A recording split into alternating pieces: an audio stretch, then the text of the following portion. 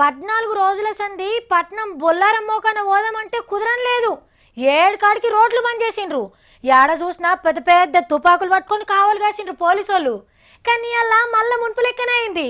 ఎందుకంటే రాష్ట్రపతి సారు బలగం మొత్తం తీసుకొని మళ్ళా ఢిల్లీకి పోయింది కాబట్టి. పెద్ద సారు హైదరాబాద్లో అడుగుపెట్టినప్పటి సంది ఎక్కడెక్కడ తిరిగింది, ఏడేం చేసింది మొత్తం చూపించినాం కదా. మరి ఎట్లా టాటా చెప్పి పోయిండో కూడా చూడాలి కదా. చూడండి. చలికాలం చుట్టం పట్నం ఖాళీ చేసిపోయిండు.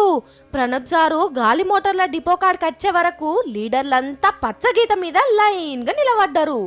అందరు చేతుల చెయ్యేసి శనార్థులు చెప్పిండు. మన్వడు పువ్వుల గుత్తిచ్చి రాష్ట్రపతి సార్ కాళ్లకు దండం పెట్టబోతుంటే అగో సీఎం సారు ఎట్లా మురిసిపోతుండో. షెబ్బాష్ బేటా అని పెద్ద సారు దీవెనార్థులు పెట్టిండు. ఇక కేసీఆర్ సారు 4-5 మూటలు కట్టి పంపిండు ఇంటికి తీసుకుపోమ్మని.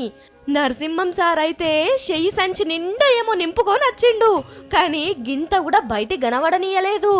ఈ 10-12 రోజులు మర్యాదలు మంచిగా చేసిండ్రని మెచ్చుకొని గాలి మోటార్ మెట్లెక్కిండు ఢిల్లీ పోయేతందుకు.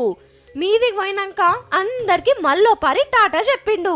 చుట్టాన్ని దోలినాక నడుచుకుంటూ వచ్చేటప్పుడు సీఎం సార్ మనవని భుజం మీద చెయ్యేసి ముచ్చట పెట్టుకుంటూ మురిసిపోయిండు నరసింహం సారు.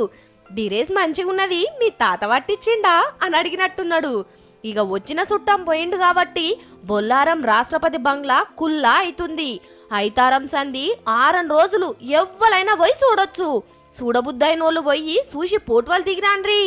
రాష్ట్రపతి ఉన్న ఇంట్లకు నేను కూడా పోయి వచ్చినా అని చెప్పుకోవచ్చు.